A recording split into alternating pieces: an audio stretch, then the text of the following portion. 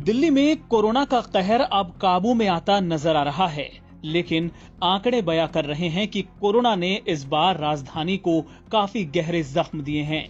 पिछले साल की पहली लहर की तुलना में वायरस इस साल ज्यादा जानलेवा साबित हुआ है। दिल्ली नगर निगम के डेथ रजिस्ट्रेशन रिपोर्ट के मुताबिक इस साल डेथ रजिस्ट्रेशन के आंकड़े पिछले साल की तुलना में 2.5 गुना ज्यादा बढ़ गए।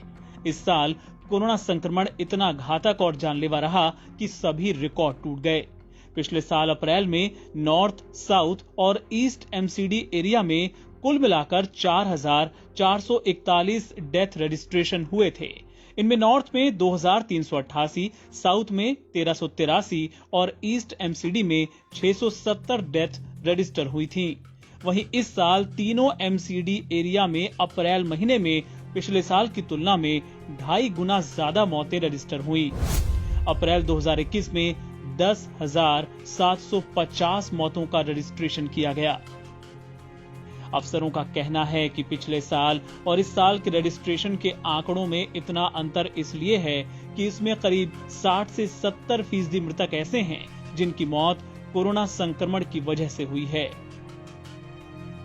बीते कुछ सालों के डेथ रजिस्ट्रेशन के आंकड़ों की तुलना की जाए तो दिल्ली में एक महीने में कभी भी 10,000 मौतें रजिस्टर नहीं हुई हैं। अफसरों का कहना है कि अप्रैल के आखिरी दिनों में दिल्ली में कोरोना का पीक माना जा रहा था। 28 अप्रैल से लेकर 30 अप्रैल के बीच कोरोना से मौत के मामले भी सबसे ज्यादा थे। अप्रैल के आखिरी दिनों में एमसीडी के शमशानों में एक दिन में 700 से अधिक कोविड डेड बॉडीज का अंतिम संस्कार हो रहा था। अब वो संख्या घटकर 250 से 300 तक आ गई है। हालांकि इसका मतलब ये कतई नहीं कि लोग कोविड से बचाव के नियमों का पालन करना छोड़ दें। खतरा अभी टला नहीं है।